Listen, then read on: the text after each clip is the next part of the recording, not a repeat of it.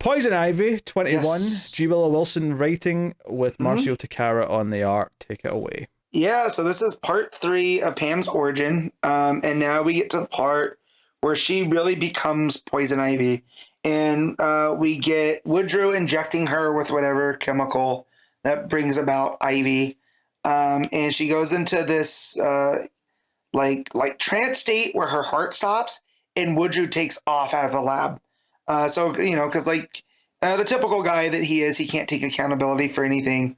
And while she's in this trance state, um, she starts to see things in that psychedelic um, style that we've seen Takara do anytime she really becomes the full form of Ivy.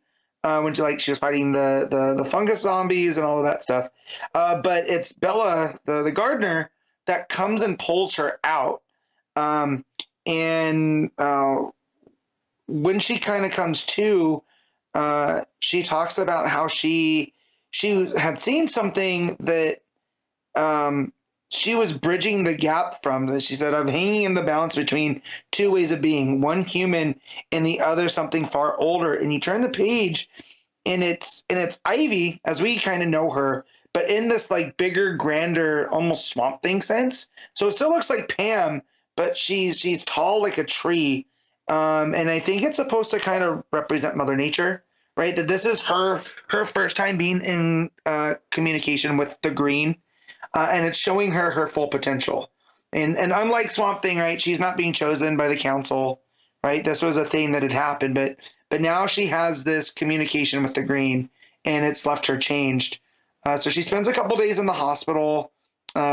Bella's there with her, and they say that it took a lot of tranquilizer stuff to keep her out and sedated because her body just kept metabolizing everything. Um, and so they say that the doctors tell her it's because her body had changed so much because of whatever happened. So one night when Bella's asleep, next to her in the hospital bed, um, she takes off because she feels like something is pulling her away. So she wanders off in the hospital gown uh, into the forest, and you see her hitchhiking and riding on trains. And she ends up that the call is coming from Gotham. And so we get this really cool view of like this neo Art Deco, right? So it's got all these tall buildings, but there's just like blimps in the air. That's kind of like the opening of the animated series. Um, and Pam explains here that to her newborn eyes, it didn't look like a city; it looked like an open wound, and that Gotham's actually on one of the largest natural like water springs. And so everything that's occurred by Metropolis, Gotham becoming this massive metropolis, um, it has ruined the earth. So at this point, you see her like in kind of like a trench coat jacket, but the bottom of her feet, uh, she has tendrils and stuff coming out, like she's fully taking control of the earth. And as she's standing there, this guy comes up behind her and asks if she's okay. So she turns and he gets all like blurry eyed and wonky, and the speech bubbles become red with hearts around him. And she realizes like her pheromones are having effects on people, whether she wants it to or not. And that's where she understood what she could do and how she could do it. And we get the birth of Poison Ivy, the eco terrorist. And she's in the classic green uniform. Her red hair is flowing. Um, the point in time it jumps to, she's right in the middle of one of her capers, and the police go to stop her. So she turns on the pheromones, and then Batman and Robin show up, and she's confused because in Pam's story she's the hero, right? Like she's trying to save Gotham as much as Batman is, um, and so she had said at this point she couldn't, she didn't really identify as Pamela anymore, because not just because that's not how she felt, but she didn't want to get any of her old friends in trouble. She didn't want to lead any ties to them. So she talks about, it would put Bella in danger, and Alec and Linda and even Philip. So she gave her name as Poison Ivy. her and Batman engage into a fight. Batman goes to take her down. Um, and she starts to use her plant powers against him. Robin is like shocked. And then she said she almost escaped that first night. And when she turns around, Gordon's there with some other police, and they're wearing like gas masks, and they end up taking her into Arkham. And this is where the art's been very colorful up to this point. It's, Takara doing typical comic book layouts. And then when he gets to Arkham, she's in a padded room, and it's just stark white. And the only color that's coming in is from the text boxes and her red hair. And she looks just completely torn and depressed. And she realized that she might have gotten herself into more than she was ready for.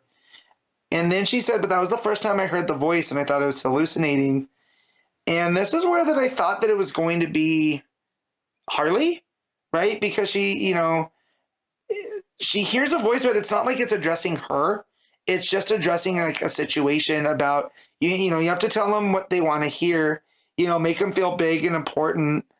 And it just sounds like therapy advice. And so she does realize that the voice is talking to her. So she asks, who is she talking? Who are you? The voice is like, who first? Or you say first. And she gives her name as Poison Ivy, but my friends call me Pam. So as she's having this discussion with the wall, right, through the padded walls, a doctor comes in, and they take her into like a conference room. She basically tells the shadowy person, her whole story about, why she thinks that she's in Arkham, and they end up letting her out because she used that routine that the voice on the other side of the wall had told her. Build up, make yourself seem more vulnerable than you are, because some of these men want to be big. And she looks up as as they shut the door or the gates to Arkham on her, and she sees, a shadowy bat figure. And it cuts to a few nights later. She's back in her Poison Ivy garb, but she's waiting, and she basically asked to talk to Batman. And they end up having this conversation where, you want to save Gotham, I want to save Gotham. And Batman's like, yeah, but you're doing it the wrong way. I can't work with you. And she essentially tries to seduce him. But it doesn't work because, Batman's always cognizant of like, if this is a trap. And he leaves, and Pam gets confused because like, wait, this didn't work. My powers of persuasion didn't work. I'm going to have to one-up this. And so as I'm reading this book and realizing that this is not just the origin of Poison Ivy / Pamela Isley. It's kind of a reckoning of Pam's sexuality, right? Because for the longest time, right, she was, Poison Ivy. She was this woman that would use pheromones on men to get what she wanted, right? And then I'm not even sure where the turn came, but when her and Harley kind of became an item, and they started leaning into their relationship. In this, it kind of shows that Pam kind of pulls her power from her bisexuality, right? And that's kind of who her character is. She's neither hero nor villain, right? She's neither human nor plant. She's this person that hasn't had to pick sides. She's almost been chosen to be this gateway. And I think that, Wilson using these last 3 issues to kind of show that Ivy's her own person, and that, yes, she can use the pheromones on men, but at the end of the day, it's to support what she wants to do. She's not going to play by man's rules, right? She's going to play by her own. And I really like that because at the end here, Batman turns her down and she feels dejected. And that's where, because Batman's like, basically calls her a bad guy, and she's like, wait, I'm the bad guy? And then it's at this point that, this trip down memory lane and her origin comes up, and we get back to where we were at with the zombies attacking. And she's there with the girl from HR and Grundy and Croc. and she's back in her full, plant mode. And there's this big green, like fungus monster standing on the side of her. And she's like, well, this is who I'm meant to be. And she tells him to get behind him because she goes, life is ferocious. It'll try to save you long after you've given yourself up.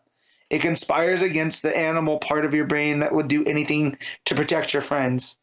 And across millennia, across geological ages of the earth, against odds that seem impossible, it endures.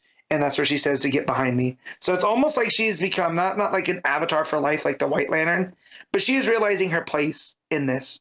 And that she's neither hero nor villain or anything. Is that she stands up for what is right for the earth. And sometimes that makes her the bad guy, sometimes that makes her the good guy. And that here, she's going to take up that aspect of life to take out these essentially the problems she created with the mushroom zombies. But yeah, this is a very strong issue.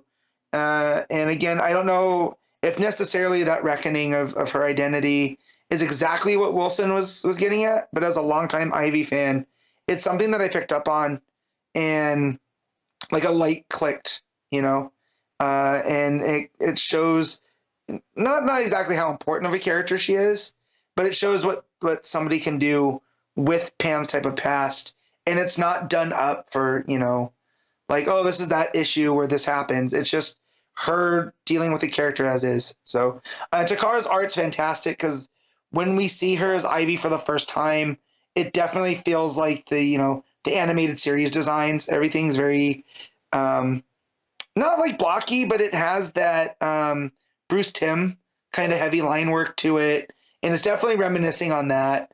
And then just everything to do with Batman and Arkham, and the art really comes together. So I thoroughly enjoyed this issue, and I'm curious to see where we go now, like where Pam's standing is after all this is done. So I'm going to give this a 9.